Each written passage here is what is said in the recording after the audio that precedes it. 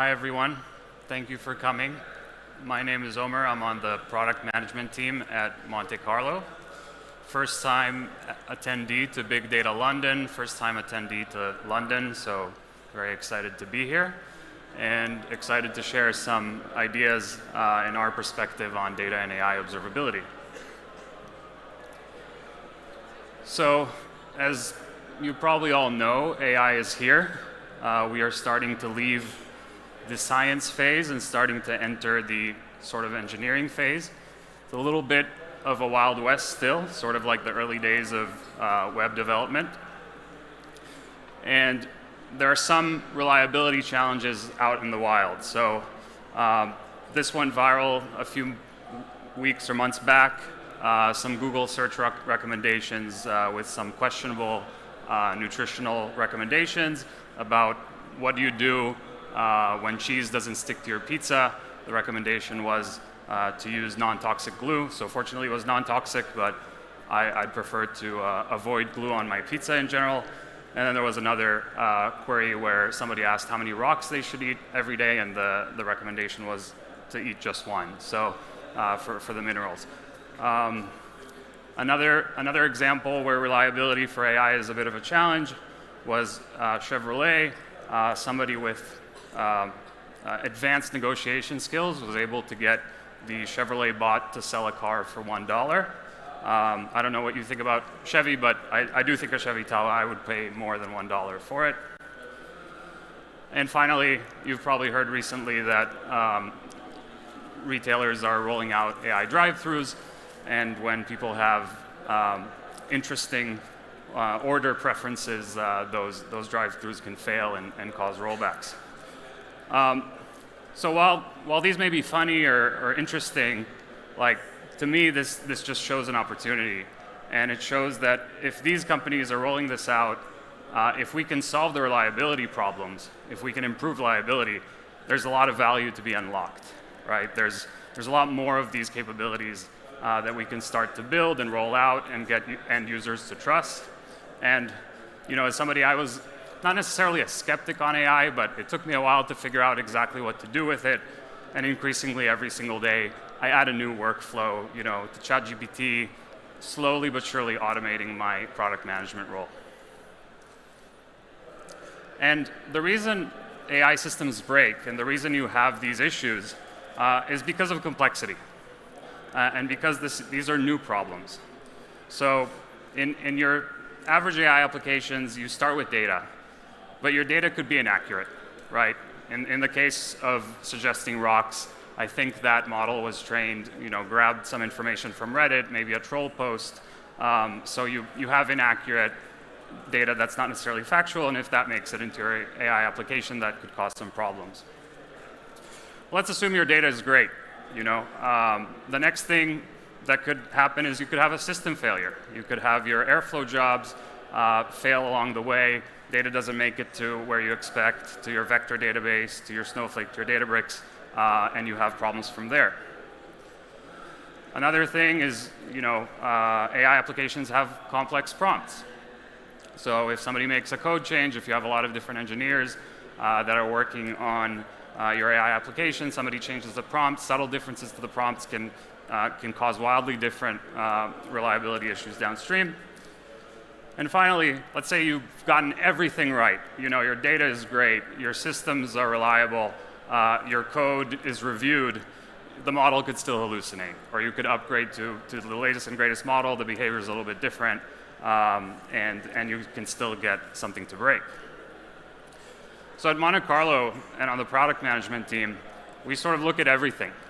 Historically, we've focused on data and we've focused on primarily the analytical workflow. But as we talk to data and AI teams, we're starting to introduce the rest all the way up to evaluating the models. So I'm really excited to get to work on this. We started with data quality, and while checking nulls on a table is very interesting, I do think that building some of these AI capabilities has been a lot more fun for me personally on the product team. And also we get to talk to teams and hear about really cool use cases that they're building. So our mission at Monte Carlo is to operationalize data and AI trust at scale. And what that means is our platform covers the 4 pillars of observability, from detection, providing capabilities to actually detect data quality issues, to triaging them, routing them to the right person, especially with organizations with a variety of teams that have organizational complexity, to helping with resolution, to helping actually figure out the root cause, providing the right context, making sure it doesn't happen again, and finally, measuring the performance of data and AI reliability over time. So a little bit of context about Monte Carlo. We partner with a lot of leading enterprises, over 500 enterprise customers. We get to monitor many, many tables, and we resolve about 1,000 daily incidents. So lots of experience, and especially on the product management team, we get to talk to a lot of data and AI teams. As I said, they often have very interesting cutting-edge stories, so it's been a lot of fun recently to focus on that. And their feedback sort of can be bucketed into 3 main themes. The first is delivering trusted data to power AI applications, or AI-ready data. The second is actually building and deploying those AI applications in production, making sure they're reliable, making sure end users aren't the one finding out reliability issues. So that's observability into AI solutions. And finally, we're also getting pushed to use AI to automate workflows for data teams that use our product. We'll start with AI-ready data. So let's say you're building a product recommendation service and it's trained on reviews. So the quality and reliability of that service is going to depend on a few different kinds of monitoring. The first is metadata monitoring. Is my data fresh? Is it up to date? Am I looking at the most recent products? The second, AI applications often still use structured data, right? So the review writer distribution may matter to your recommendation service, because if, for example, it's all one person, you might get biased results. And finally, and the most interesting bit recently, the sort of latest addition to this puzzle is unstructured data. So AI obviously uses and can manipulate unstructured data. So for example, if you suddenly see an anomalously high spike of review sentiment, maybe you're starting to get bots recommending and reviewing products, and that could bias your AI application as well.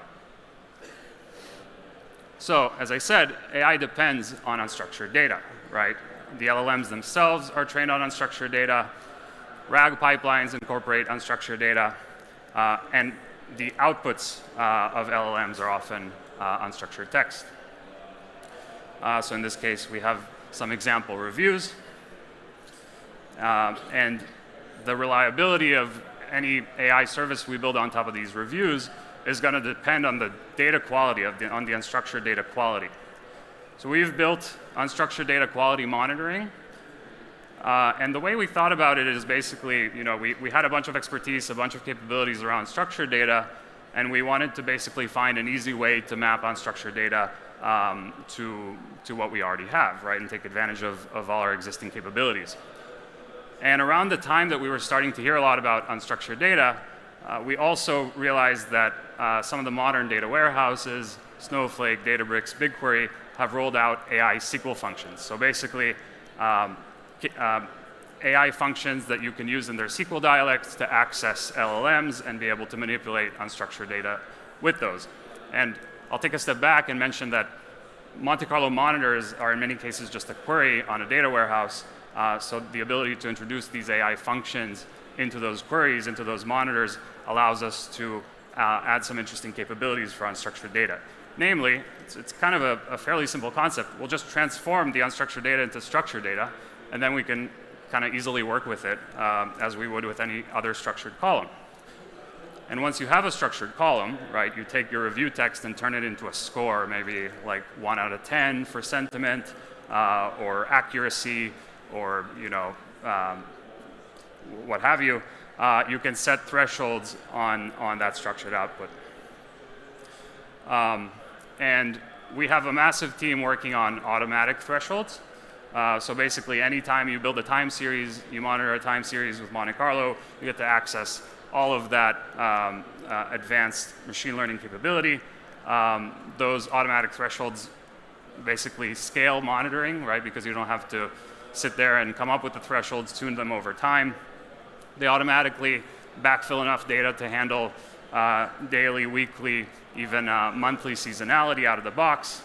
And we also have capabilities around reducing noise. So for example, sometimes you might want to alert just if sentiment spikes up or dips down, or sometimes both. And then finally, once you have this data in Monte Carlo, an alert gets fired, we can route it to any number of incident management services. Slack is really popular, Jira, ServiceNow. We really want to fit into the incident management workflow of the teams, of the data and AI teams that use us. Our alerts come with lineage and downstream impact, and we have alert management capabilities around grouping related alerts and prioritizing them by impact. Cool. So that's a brief overview of how we may help you get AI-ready data. Now let's talk about probably my favorite area, which is observability into AI solutions.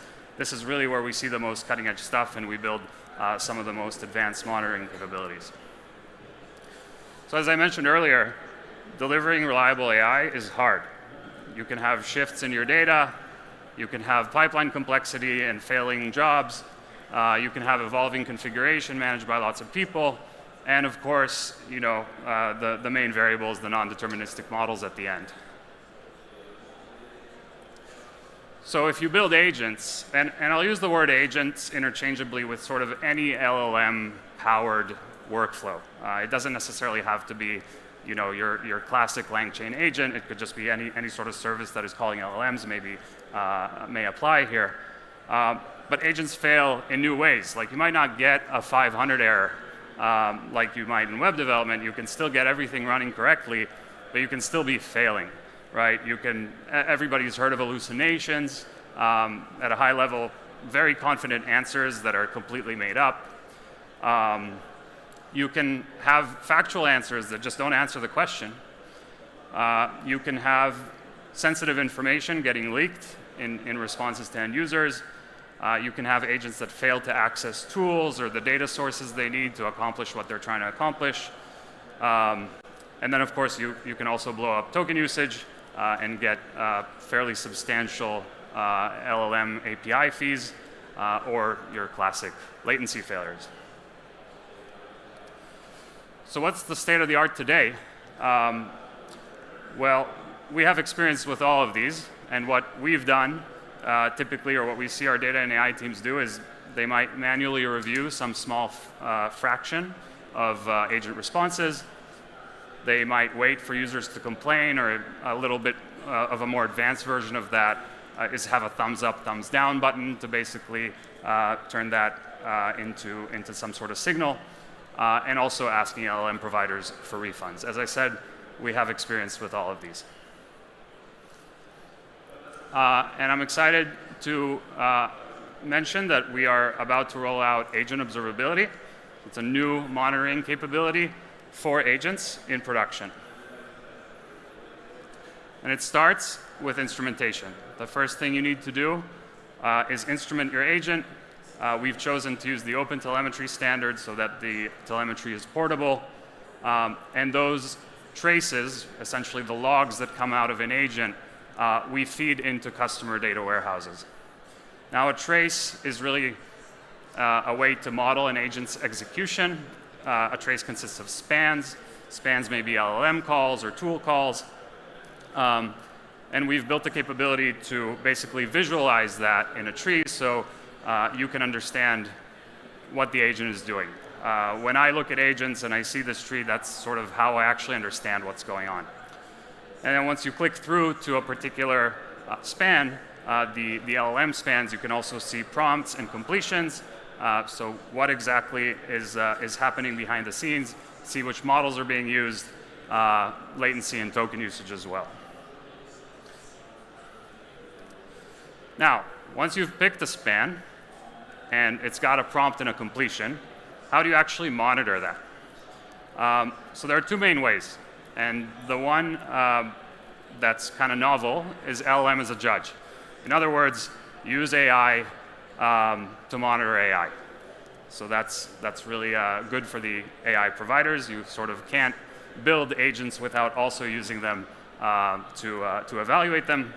LLM as a judge evaluations are flexible. They are expensive, though. You want to make sure that you are not spending more in evaluations than you are on the agent itself. But what you can do with LLM as a judge is do more complex checks like, is the answer relevant to the question? Is it helpful? Does it actually meet the requirements? And is the tone helpful in a support bot, for example?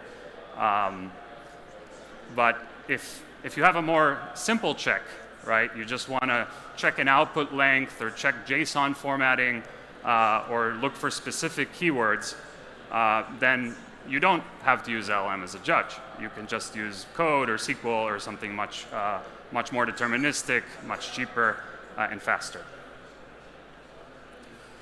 Now, if you are going to use LLM as a judge, cost is going to become a factor very, very quickly. And the sort of most obvious solution is span sampling. So you'll basically point to a category of spans.